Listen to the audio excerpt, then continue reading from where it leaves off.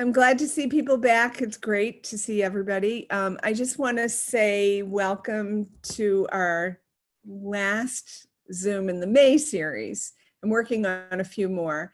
Today we have Karen Roach, who's up in my right-hand corner. She's an Easton resident, which I didn't know, and she's the founder of Be Green Bath and Body. And if you're anything like me, you're confused about what kinds of bath products or whatever to use, and you're worried that you're killing yourself because there's no regulation on the things you put on your body, which is shocking. And so I'm hoping, Karen, that you will kind of help us understand that and tell us your story about how you started your company and why, and also how we can sort of move toward greener products. Is that a tall order? We try to get that in as quickly as we can within the hour, so get to making the fun part, which is making products. So I started Be Green Bath and Body back in, I think it was 2009. And interestingly, I had gone to a seminar at the Children's Museum in Easton back in maybe 2008. And it was about what is in your skincare products. Do you know what's in it?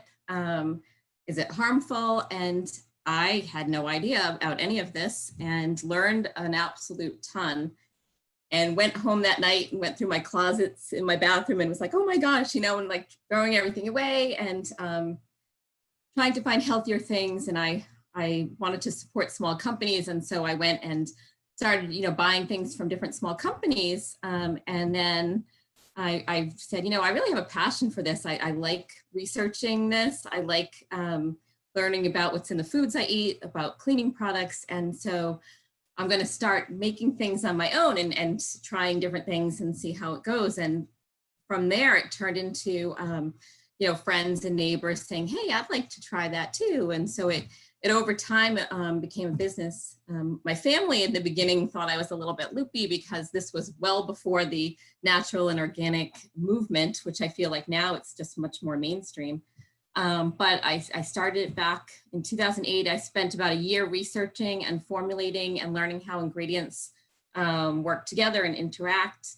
I took a class at RISD, Rhode Island School of Design, to learn about emulsions and how you can make emulsions with natural ingredients.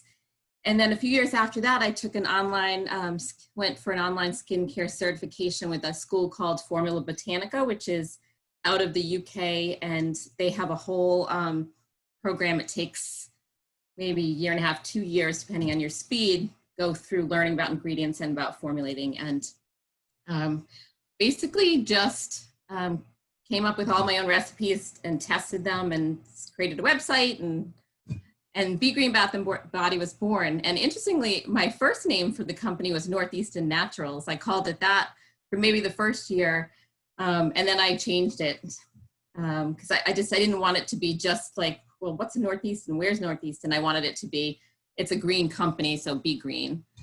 So that's how it started. And so what I use in my products is all natural ingredients, a lot of plant-based, natural, simple, organic ingredients. So one of the things that I learned was in mainstream products, that there's not a lot of government oversight, surprisingly, and there's actually less oversight on cosmetic and skincare products than there is in basically any other type of consumer product. So, and probably a lot of the chemicals that are in the products, they may not pose a lot of risk. However, a recent survey showed that there was 73,000 products that had 88 chemicals in them that were linked to different harms like cancer and birth defects and reproductive harm. So while there's thousands and thousands of chemicals out there, you know, there are 88 really harmful chemicals that are in 73,000 products. So what kind of chemicals am I talking about? Well, some of them are formaldehyde releasing chemicals, and you find those in maybe nail hardeners or hair straighteners, in some preservatives. Mercury is another one. That's something that you'd find in like as a preservative in eye care products. That's allowed. Lead, that's a neurotoxin. I think everyone knows about that. Sometimes it's in lipsticks, although it's been pulled out of a lot of lipsticks, but it can be found in eyeshadow and blush as well. Asbestos, everyone knows about that. It's a carcinogen. That's something that sometimes in talc, and talcs are in a lot of different makeups. A lot of people have heard about parabens. Some of the parabens are worse than others. Isobutylparaben, butylparaben, propylparaben. These have been linked to prenatal hazards, endocrine disruption. Another one that you probably heard of is toluene. That used to be in a lot of nail polishes. Not as much now, but it's still in hair dyes. And another one that you may have heard of is triclosan, especially with all the hand washing that's going on. Triclosan is in antibacterial soaps, which, you know, may not seem that harmful because you're washing your hands and it's, you know, going down the drain, but it's also in toothpaste. So think about that, you know, do you really want that in your mouth? So many of these toxic chemicals have been banned or restricted by other companies, not so much here in the US, but there are companies in the US that are removing products from their shelves that contain these. So brands like Target, Rite Aid, Walgreens, CVS have removed some of the products that contain this. And the crazy thing is, a lot of times you're not gonna see these ingredients listed on a label. No one's gonna list lead on their label. You've never seen that. You know, you've never seen formaldehyde on a label either, because it's a component, or it's something that's released when other ingredients are added together, or it's a contaminant, so it doesn't have to be listed on the label. Another ingredient that can be harmful is phthalates, another one that you're not going to see listed on the label. Phthalates, that's spelled with a P, probably seen P-H-T-A-L-A-T-E-S, I think it is, and that's a component of fragrance. So fragrance is that catch-all that's on a lot of different labels. You don't have to disclose what's in fragrance because it's proprietary, it's secret information, so companies don't have to disclose it. So you think to yourself, well, somebody's got to be regulating this, right? So there's got to be some kind of cosmetic regulation in the US, and actually there is a teeny little bit. Lo and behold, it was from 1938. That's the last time there's been any regulation. So what's that, 80 plus years ago? There was the Food and Drug and Cosmetic Act of 1938. And so that was a really big paper that was put out, and I think it was like 800 plus pages, and it regulated foods and drugs and cosmetics, but only 2 pages of the 829 pages were related to cosmetics, which is a little bit crazy. And that's a time when, back in the 30s, I mean, maybe you had 50,000, or I don't even know, maybe you even had 1 billion chemicals at that point. Well, now there's 169 billion different chemicals. So the fact that we haven't regulated since 1938 is a little bit crazy. So does anyone do any kind of regulation in the US on cosmetics? Well, the answer is, I guess, sort of. So the industry is self-regulated. So there's a group called the CIR, which is the Cosmetic Ingredient Review Panel. And this is an industry group. So the big companies in cosmetics, they have this group where they get together and they do look at some of the chemicals. So the FDA estimates that there's about 12,500 chemicals in personal care products and cosmetics. And so out of those 12,500, the CIR has looked at about 20%. So, and when they look at the 20%, they're looking at them individually. So just sodium lauryl sulfate, not sodium lauryl sulfate with the other 10 ingredients it's with in shampoo. So, you know, you can really take it with a grain of salt, because as we all know in chemistry, you add different compounds together and you have different reactions. And sometimes you end up with a totally different product when chemicals are added together. So what did the CIR come up with? Well, they actually said that there's 9 chemicals that are unsafe for use in cosmetics. So 9, okay. Well, how many chemicals do you use on your skin every day? It's estimated that women use about 12 products a day, maybe between makeup and personal care products. That's about 168 chemicals. Men use less, maybe 6 products, maybe 85 chemicals. But these are all things that are being absorbed into your bloodstream. So it would be nice if we knew the actual safety of all of these different things when we apply them to our skin. So, like I said, the FDA really doesn't have any authority over cosmetics companies.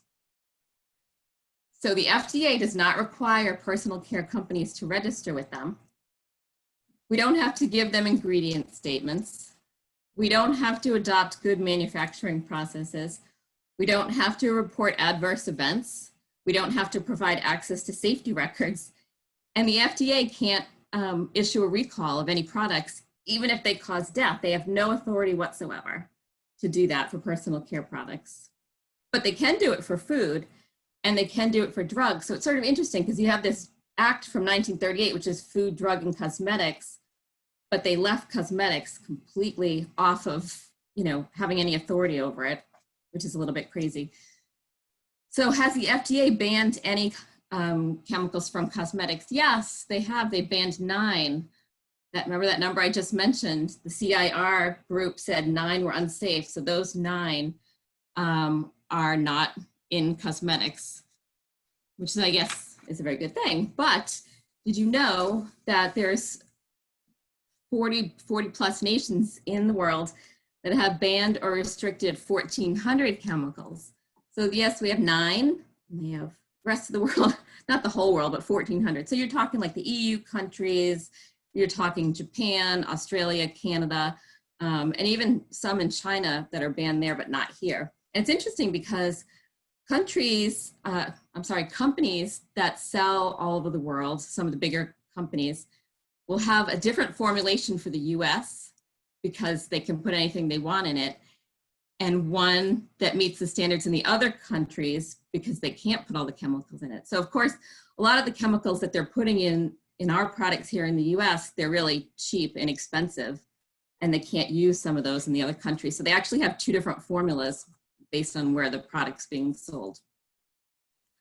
So there has been a movement in the last, probably 10 years where a lot of consumers are pushing back against this. And some of the companies are too. They're willing to have more regulation and be subject to more regulation. And a bill has been in the works for many, many years, hasn't gotten anywhere, which is not entirely surprising given the intense lobbying that we have set up in this country. So hopefully at some point, I definitely support more regulation, and I know a lot of the small companies do, and even some of the bigger companies support it. So what's in our products? What do we use? So like I said before, we use a lot of plant-based oils, a lot of cold-pressed organic oils. I use organic butters like shea butter and coconut oil. These are all safe ingredients. I use beeswax and honey. So if you're vegan, there's a few products that I make that you wouldn't want to be using if you're vegan. The lotions, creams, balms, I'll use beeswax to solidify them. We use organic soaps, aloe vera, glycerin. So these are all ingredients that you've heard of, I'm assuming, and not ones with super long names that you have no idea what they are or where they come from or how they're made. The ingredients that we use are eco-friendly. They don't bioaccumulate. Even our preservatives are more natural. We do have to use preservatives for products that contain water because you wouldn't want the customer to get sick or have a reaction because there was no preservatives in it. So things like lotions and creams, things that have water, do have a preservative. And we use something called lucidal, that's the trade name of it. It's a radish root ferment filtrate. It's not as strong as a paraben, obviously. So what we do is a lot of times we'll use packaging that you can't stick your fingers in. For instance, when we make creams, we have an airless pump container. It can't be opened, so you can't introduce any bacteria into it. And the lotions are in a squeeze bottle with a disc cap. So again, it's a small opening, so you really can't stick your fingers in there to introduce bacteria in. So back many years ago when I first started the business, I found a group called, I got hooked up with a group called the Campaign for Safe Cosmetics. And at the time I signed the Compact for Safe Cosmetics. That group is no longer functioning, but they worked with the Environmental Working Group. And you may all be familiar with the Environmental Working Group, EWG. If you're not, it's a great website to go on, ewg.org. But back in 2004, the EWG launched a database called the Skin Deep Database. And what that was they rated ingredients and products for safety. So now they probably have, I think they have about 70,000 products and maybe 9,000 different ingredients that they rate for safety. And the way they do this is it's based on past studies that have been done on the different ingredients. And then they rate them saying 1 is the safest and 10 is the most harmful. So all of our Be Green products are listed out there. And that's how a lot of people find us. They're all rated either 1 or a 2 for safety, which is among the most safe. Is the Skin Deep database perfect? No, I mean, it's not perfect. If you go on there and you look at, you might after this take one of your conventional products and go on there and look it up, and it might say, some ingredient you've never heard of is rated a 1, even though it's got, a really long chemical name and it's definitely contrived in a lab. But the reason it might be rated a 1 is because it's never been researched and there's no data on it. So it'll say data gaps on this ingredient or on this product. So it might have a lower rating, but that's because it's not researched. So it's not a perfect system. I use it. I think it's the best, accumulation of data out there, but it's just keep that in mind if you go and look at it. It's not perfect. A lot of people use that database at this time of year looking up sunscreens. They just actually released their sunscreen guide the other day. So if you want to take a look at what the safest sunscreens are according to ingredients, definitely take a look at that. So another thing that EWG did I think about 3 or 4 years ago, is they created another program, an even stricter program called Ewg Verified. So we joined that program a little over 3 years ago. And what the EWG program is, it's basically that we meet their strictest terms as far as transparency, ingredient use. So we avoid all the ingredients, those 1,400 that were banned in other countries, we avoid all of those. Our labels have all of the ingredients listed, which companies don't have to do. You don't have to list them all. We use adequate preservatives. We have good manufacturing processes where everything is batched. There's lot numbers on everything, batches on everything. If you came back to me, I see Diane's here. If you came back to me and flipped over a bottle and you see a number on the bottom and you told me that number, I could tell you what day I bought what ingredient from which company at what time. So everything is completely transparent and easy to trace back. So that's basically Be Green. That's cosmetics unregulated. This is what we do. What kind of products do we make? We make, like I said, lotions, creams, balms, facial cleansers. Deodorants are really big one, a big seller. Hand soaps are a huge seller now with everything going on with COVID. And we do powder, some dry shampoo. So today we're going to make, here comes the more fun part now that the speaking part's done.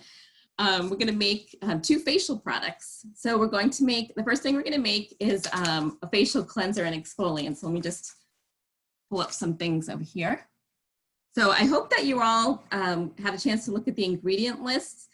So don't worry if you don't have everything. You can omit certain things if you don't have it. I certainly, wouldn't worry about it if you don't have the clay. I know that's a little bit harder to find, but some of the things you may have. And so it's kind of fun, experimenting, trying out different things. So let me just grab my recipe here. All right, so I have, I'm gonna mix it in a glass mixing bowl. And the first thing we're gonna use is 1/2 cup of oatmeal. So I have, this is what I use. It's the Bob's Red Mill old-fashioned oats. And if you have a coffee grinder, you can just, oh, here you go. You can just grind it up in your coffee grinder. Then you can do a small amount. I guess you could do this maybe in a food processor, but you'd have to add a lot more. So we have that. You can also buy it already ground up. So this is just oat flour. It's already been ground. If you prefer that, you may have this on hand already. That. So I have an opened oat flour already. So I'm just going to take a 1/2 cup and just put it in my glass mixing. Like that. So now, why would you add oatmeal? So oatmeal is has some saponins that act as a natural cleanser, and they have a component in them called avinosins. Avinosins are antifungals, and Aveeno, you probably like get the connection there, like the brand Aveeno that uses a lot of oatmeal in their products. That's where the name comes from. But oatmeal is a really good to soothe irritation and redness. It's very emollient, so that's why I like to use that on the face.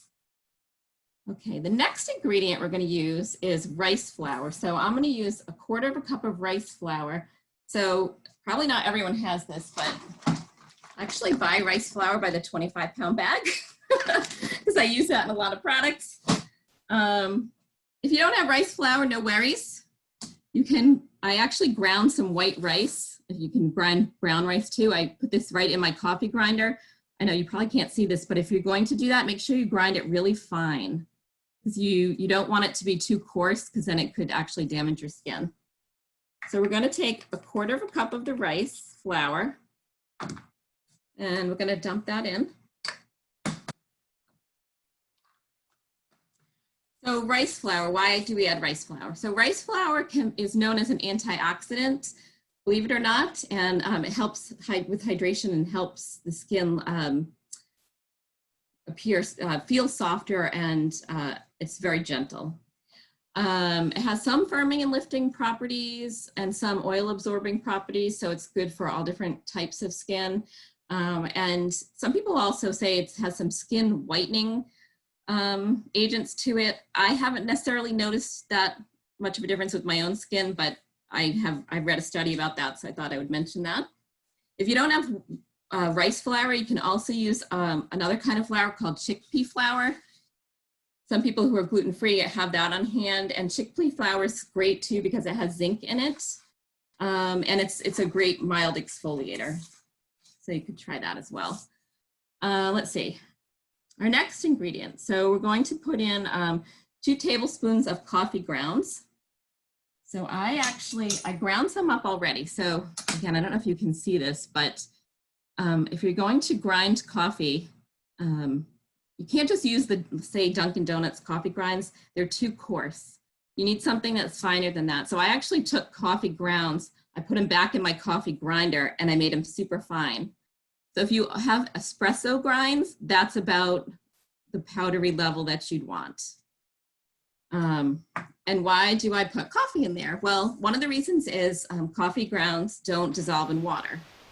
So it's really good to help exfoliate because it doesn't just dissolve when you add the water to it. The other thing— You say 2 tablespoons? 2 tablespoons, yes. And the caffeine helps to stimulate the blood flow, which is helpful as well.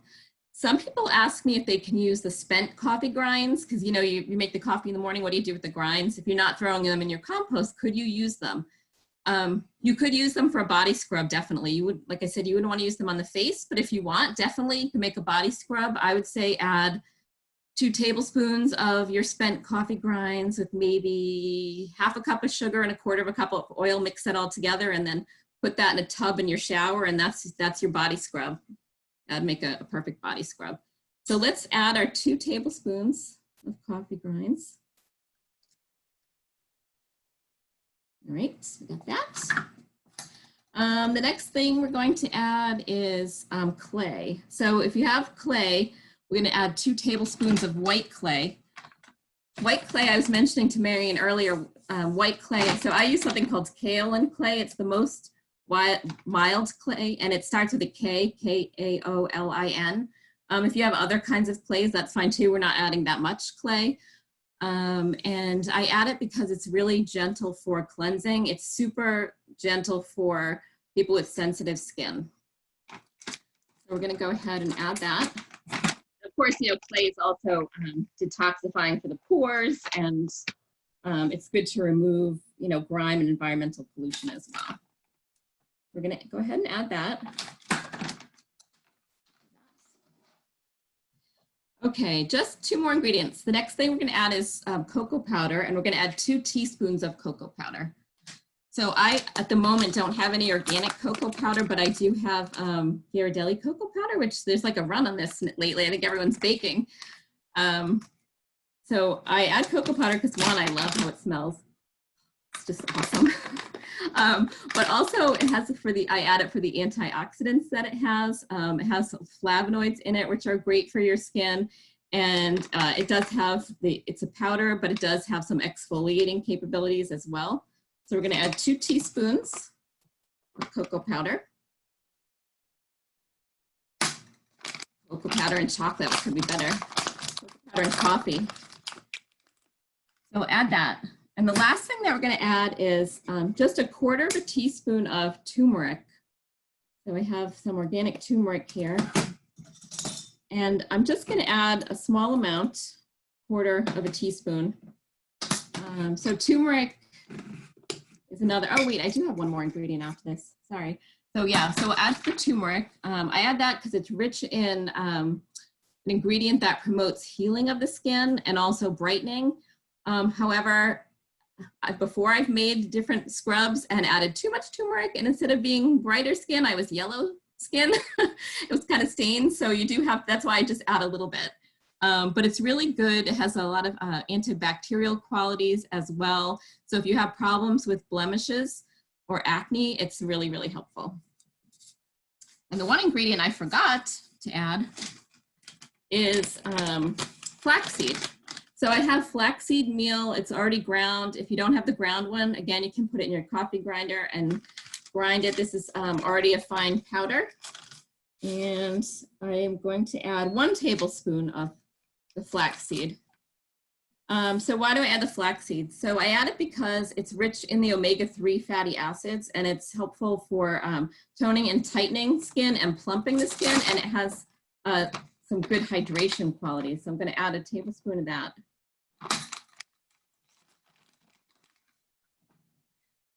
Once you have all of those, you're just going to grab a little whisk, give that a good mix. Okay, and then you have, oops, at the bottom there. So you have that nicely mixed up. So now you're going to put that in, you know, whatever you want. You can use a plastic container. This is a mason jar. Sometimes I use that. Depends on what, you know, you want to use. Anything recycled is perfectly fine. So I would say this is something that you could use a couple of times a week. Maybe 3 times a week. If you have really dry skin, maybe you're only going to need to do it once a week. But it really does exfoliate your skin really well, but gently at the same time. And it will help with applying the oils and the moisturizers to your skin. If you get rid of the dead skin cells on your face, your lotions and creams are going to be able to absorb more quickly. So how do you use this? So here's what I do. I have these little stainless steel bowls. And I would take maybe, you really don't need much. Maybe you take 1 teaspoon of your dry and add it to your bowl. And then you're going to add, I would say maybe 1/2 teaspoon of water to it. If you have dry skin and you want to add yogurt or you want to add oil instead, that's fine. I don't have those things handy in my bathroom ever, and I'm too lazy to run and get them. So I always just use water. I'm going to add a little water, and then I'm going to mix it up. And that smells nice. So now you have this scrub. I don't know, maybe you can see it. It's sort of a pasty. And then you're just going to take that and you'll apply it right to your face. You'll rub it in like so. Feel free to let it sit on your skin if you want to for a few minutes, because it does have the clay in it, and the clay will draw whatever it's in your pores, will draw it out. After that, you're just going to rinse it off gently with warm water, and then just use a towel to absorb. Let me just get that off. But you'll find you can use it on your hands too. It does feel nice on your hands, and then you put some hand cream on, and it's like you just went to the spa. You can use it on your feet too. It's definitely multitasker. So that is the scrub. Does anyone have any questions about the scrub or about any of the ingredients? It's pretty straightforward, you know. You can leave out whatever you want if you don't happen to have it. What was the, how many teaspoons of the turmeric or Just a quarter of a teaspoon. quarter teaspoon? Okay. Yeah. Karen, does it last? I mean, can you store it somewhere and put it on when you want? Yeah, sure. So, right. So what you're doing is you're storing the dry. Oh, okay. Okay, once you add the water to it, you want to use up whatever you've made. So that's why I say just make a very small batch. A teaspoon's plenty for your face. But the powdered mixture will last for probably 24 months. I'm trying to think what would go bad in there first. Maybe the flaxseed would be the first thing that might smell a little rancid, but it lasts a good long time, so you probably use it up. Especially then if you were like, oh no, I've had this for 6 months already, then just use it as a body scrub and use it up. So now you have this really great, nice, smooth skin on your face after you've exfoliated. So now let's go make a facial oil, and then we'll moisturize that nice, soft skin. Can I just ask you real quick? So can you do that and then moisturize it with what you're making now? So you do Yes. Okay. Yep. Yep. You put on. So different times of year, I like to use different moisturizers. So in the wintertime, my skin's drier, so I'll use a facial oil and then a heavy cream over it. But in the summer, as it gets more humid, I'll use one or the other. I tend to just use the oil because I feel like the creams are a little heavy when it's more humid out. So I have a new glass container to put the oil in, or actually I might use a smaller one. Let's see. Oh yeah, I'll use a little 8-ounce cup. So we're just going to make a really small amount of facial oil. It really does last a long time because you only need a few drops. Let me just move this stuff aside. So the thing when you're making a facial oil is there's a couple different things you have to consider. One, you have to consider your skin type. Do you have dry skin? Do you have normal skin? Do you have oily skin? Do you have sensitive skin? And then after that, you have to consider the different oils that are out there. They absorb at different rates. So you have oils that absorb really quickly. You have oils that are sort of medium absorption, which is most of the oils. And then you have some that take a long time to absorb. So some that are really fast absorbing would be things like evening primrose oil, rosehip oil, rice bran oil, grapeseed oil's pretty fast. Hemp oil is another one that's really fast. And which ones are really slow? So, well, castor oil is super slow, but that'd be too sticky to use on your face, so you're not going to use that. Olive oil's a slow absorbing oil, and avocado oil, I would say, would be another one that's slowish absorbing. The rest of them pretty much fall in the middle. I mean, yes, there's like tons and tons of other oils out there. There's too many to mention. There's other ones that are fast absorbing, other ones that are slow, but they're not as mainstream oil. I mean, you can't run into the grocery store and pick up, you know, blueberry seed oil and watermelon seed oil. There are a lot of specialty ones out there. So I'm just gonna go with ones that you probably have in your kitchen or that you can just get when you go to Shaw's, or you can buy from Vitacost. If you're not familiar with Vitacost.com, that's a great place to get smaller bottles of organic oils. They have decent prices. Another place I like is Mountain Rose Herbs. That one's out in Oregon. That first class, really high quality ingredients. They're a little more expensive. They only sell organic and their shipping's a little high. So Vitacost, if you can find it, is probably a better bet. Okay, so I think because my skin is a little drier, we'll go ahead and I'm gonna select oils for dry skin, but I'll talk about different oils. So when you're making the facial oil, you're going to want to put about 50% of it will be a faster absorbing or fast to medium absorbing oil. So if we're going to make 2 ounces of facial oil today, we'll do 1 ounce of a fast or fast to medium oil. So for my skin, because it's dry, one of the oils that I like to use, although this oil is good for all different skin types, is Rosehip oil. It has this beautiful orangey color. So I will take 1 ounce of this, and I'll tell you a little bit about Rosehip oil in a second.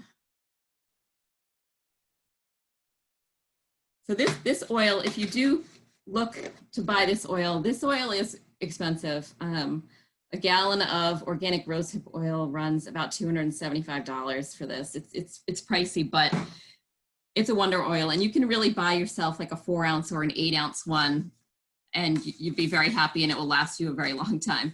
So why do I like rosehip oil? Besides the fact that it absorbs really quickly, it has a very high vitamin A content in it. And vitamin A is great for helping restore the elastin and promoting collagen growth.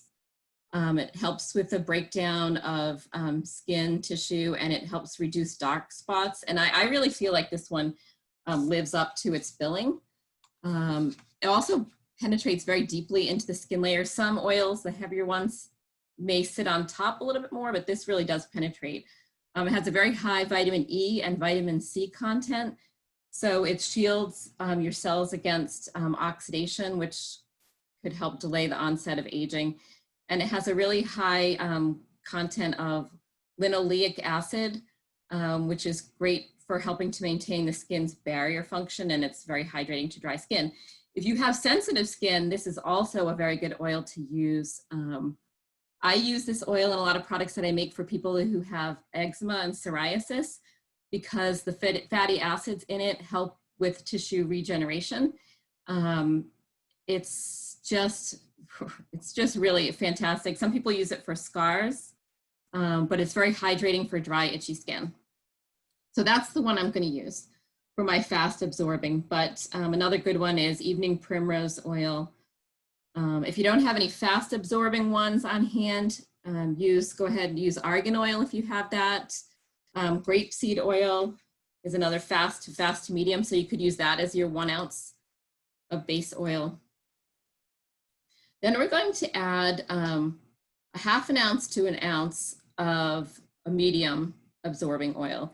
So the medium absorbing oils that you may have on hand, almond oil, sunflower oil if you have it, soybean oil, you could use sesame oil, jojoba oil is the one that a lot of people have. Those are all fantastic for the skin. Jojoba is great because, again, that's useful for all skin types. Not actually an oil, it's a plant wax. But I really like that one as well for sensitive skin. So let's see, which one am I going to add? I think I'm going to go with apricot kernel. I also have apricot kernel oil. I'm going to add a 1/2 ounce of that.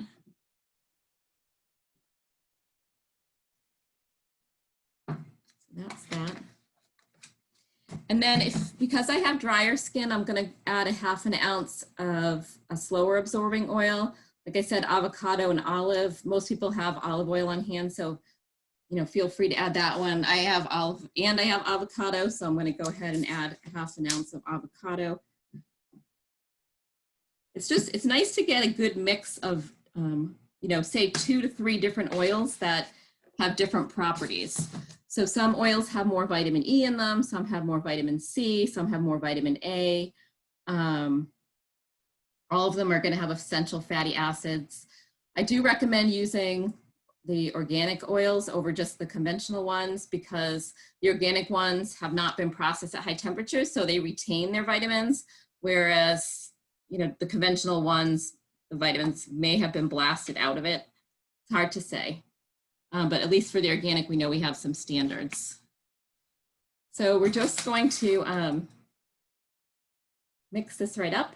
if you happen to have vitamin E, some people have like vitamin E capsules on hand that they take. You can add some vitamin E to this, and what that will do is will help extend the shelf life of it, because the shelf life on this is only good as the shelf life on the oil that expires first. So in this case, the rosehip oil, I think, has maybe a year. But if I add some vitamin E to it, it's going to help it from oxidizing. The other thing that's good to help it from oxidizing is putting it in a darker colored bottle. And so I like to pour these into, I have a couple different bottles to show you, just like anything you have lying around the house that's clean, that works. I have an old glass bottle with a little pump. You could use something like that. I like to use, for facial oils, I like to use these ones that have the glass dropper, because then you can just, you know, put a few drops on your finger, and it's a lot easier to control, a lot less mess. So you're just gonna pour your facial oil right into your little bottle, and then apply, you know, start with maybe 2 or 3 drops. You might need more if your skin is a little bit drier, a little bit less. Don't be afraid to use it if you have oily skin, or if you want to have your, you know, kids or grandkids that may have acne or oily skin. The oil will not make their skin oilier. It will actually help to control the oil. So that's the facial oil. Feel free to play around with that. You can go on Google and check out the properties of different oils, but you probably don't need to buy anything. You can probably just, you know, try what you have in your kitchen and see how it goes. Did anyone have any questions on oils or any of the oils that I used? I had a quick question. So you just rub it in and it absorbs? You don't have to wipe it off, or? No, nope. So I'll just put a, I just put a little drop on my finger. And then, and it doesn't look oily? Nope, it'll be absorbed. Like the rosehip oil absorbs so quickly. And that's 50% of it. I mean, it's literally already absorbed. It's just, and it feels, after using the, after you use the facial scrub and you put this in, it's just gonna suck right in. It's just seconds. It'll be seconds really for it to soak in. I was just going to say thank you, Karen, for that. And we do have some time for questions. So people, please go ahead and ask. I have other questions, but I don't want to be the only one asking questions. Well, it's fun. I just want to, you know, this is like how I got started, just, you know, playing and making things for myself. So it's fun. It's great to do it. Maybe in quarantine, it's a good thing to do. Yeah. And just quickly, Karen, you do sell those products, is that right?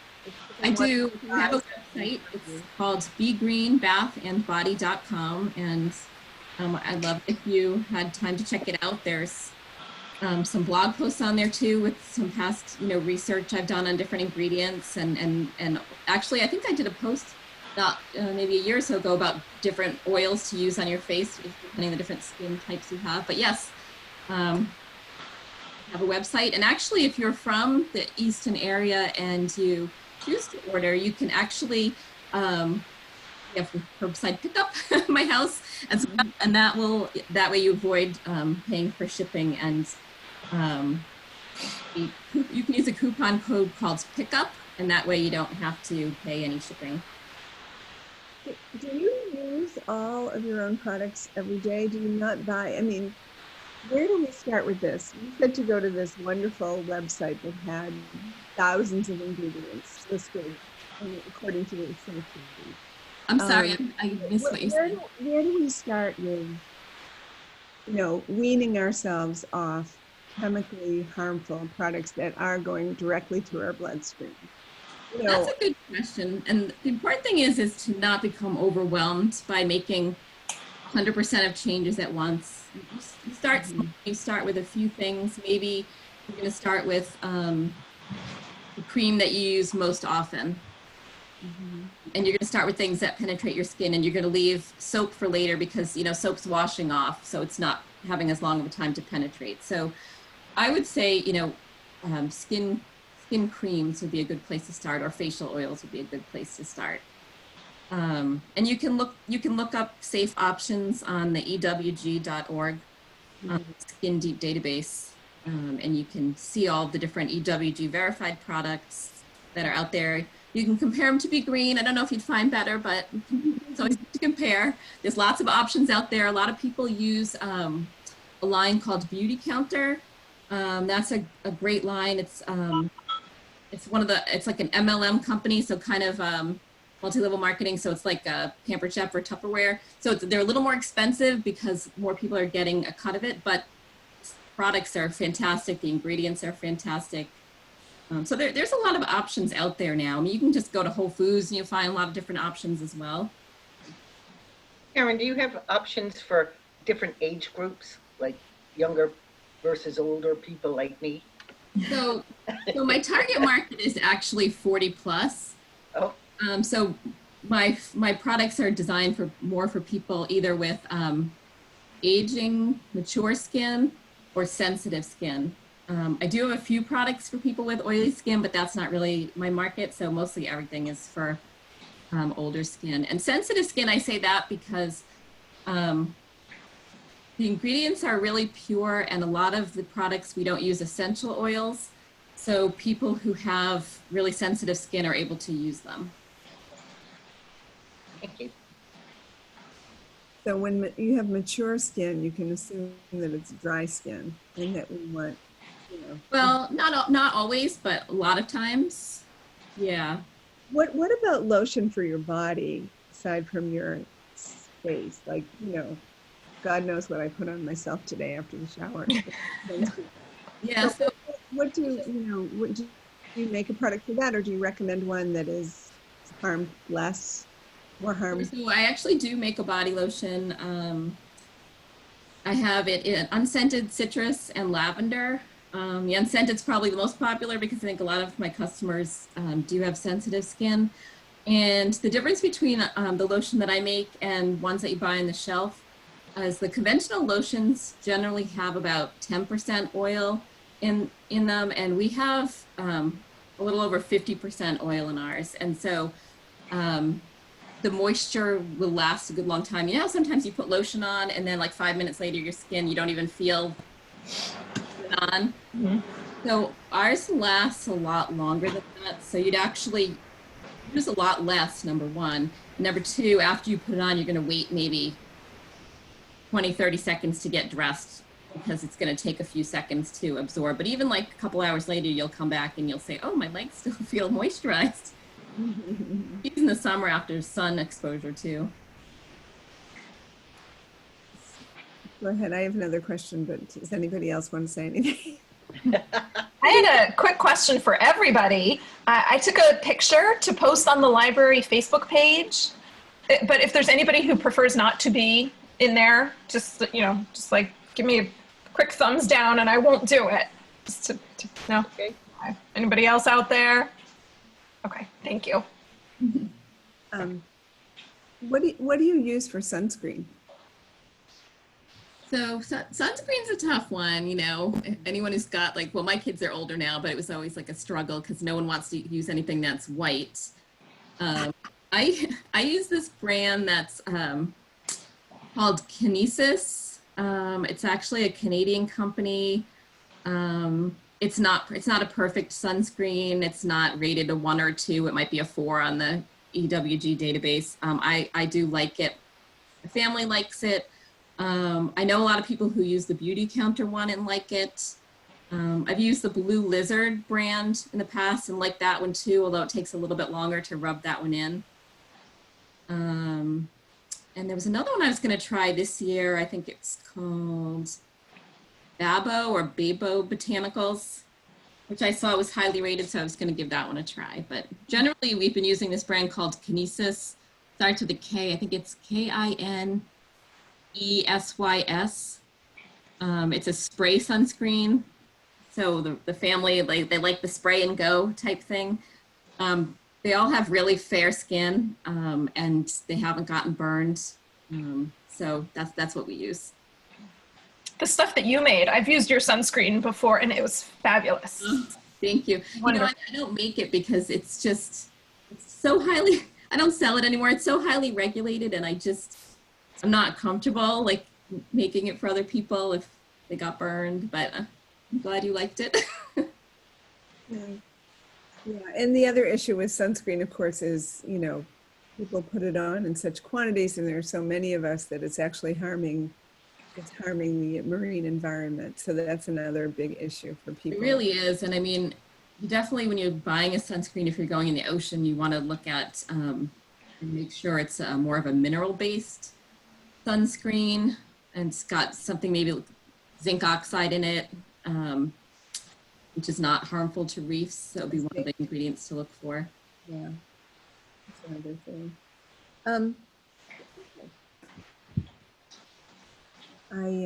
This is a really important topic, I feel, you know.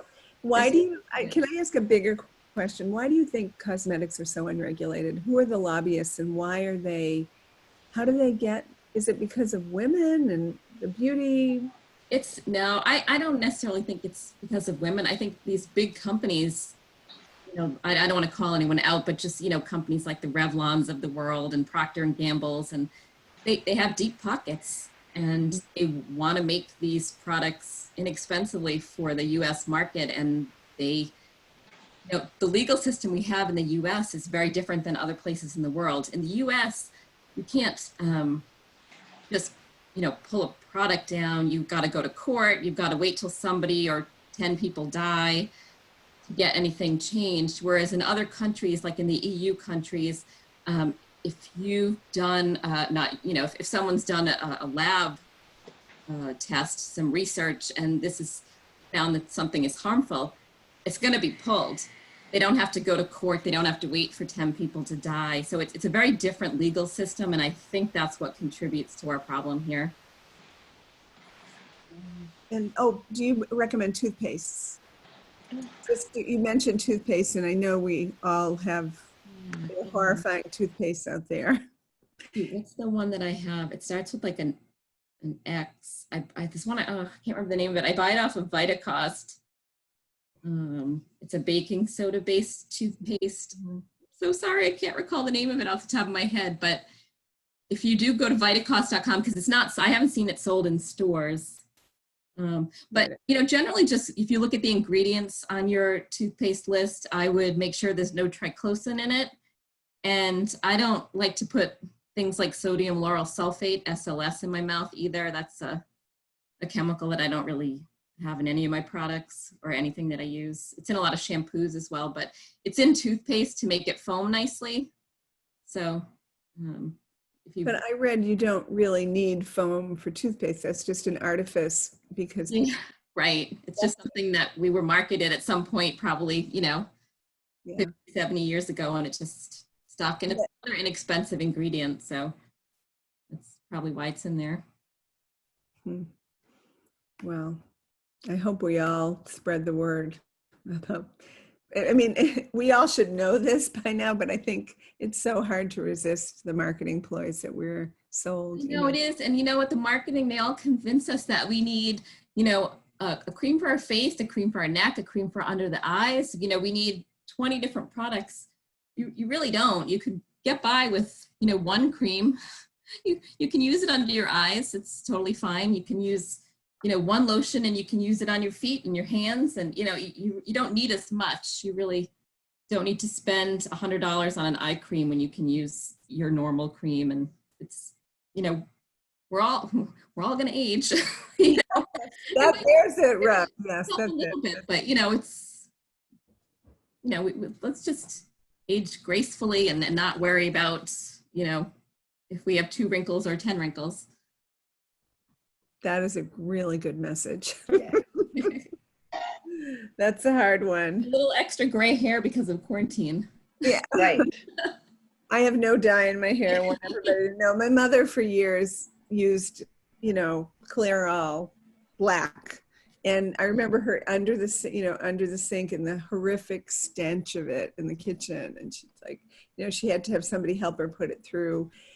And, you know, I don't think I could. I couldn't do that, but it's a choice. It's an individual choice for people. I wish, you know, I see some of these women that walking around and they have this beautiful gray or beautiful white hair.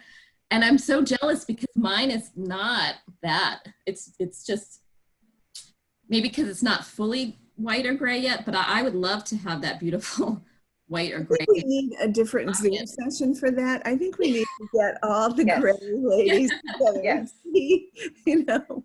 Anyway, Definitely. Karen, wait till you're about 60, 62, and then let yourself go gray and Oh. see what it looks like. Oh, Because that was the determining factor for me. okay. Yours is beautiful. It's all Thank you. human. That's it. That's natural. Yeah, that's great. I wish we, didn't feel that the need to do that. And I'm glad you don't, because it's so much healthier for you as well. Yes, yeah, especially during the quarantine, we're all set. exactly. Now we just would need haircuts. Well, thank you, Karen. Thank you so much for Thank joining you. us today. And I hope you all got the information for Karen, bgreenbathandbody.com. Oh, and if anyone ever wants to email me, fine, with any questions, if you think of something later, that's fine too. It's Karen@bgreenbathandbody.com. Feel free anytime to reach out, ask me my opinion on something, that's fine. Right. You have beautiful skin, Karen, so Thank you. you are a good advocate for what you're doing. It's beautiful. Not bad for 55, right? Oh my goodness. Wow. You're about 22. Oh my goodness, that's it. I'm going right to your body. It's my marketing. I had one last question. You work from home. This is all from home? Yes. Okay. I do. I a couple of years ago just finished my basement into a lab, so I have a manufacturing area and a shipping area, and Oh. I have everything down here now. And I actually always have my sister working with me, except not during quarantine because she lives in Rhode Island. So we're big enough now to have 2 people doing this full time. So I really miss her because it's been super busy. People have been buying a lot in the last couple months, and I can't wait till she can come back. Wow. Great. Yeah. Congratulations on your success. How long has it been? About 10 years. Oh, Yeah, about 10 years. In the last 3 years, 3 to 4 years is when it's really exploded and become a full-time job. It's really, I Great. couldn't be more grateful or thankful for Mm. opportunity to, be able to work from home and to do something that I love so much, something that I'm passionate about. It's such a blessing, really. In my previous life, I was an accountant, and I that's great. don't trade that either because that helped me build the business, that back build the business. But I've always been creative, and being an auditor is not necessarily creative, so I enjoy this a lot more. All right. Thank you so That's much. great. Thank you so much. Thank you. Thank you. Bye, everybody. Take care. Stay well. You too. Bye-bye.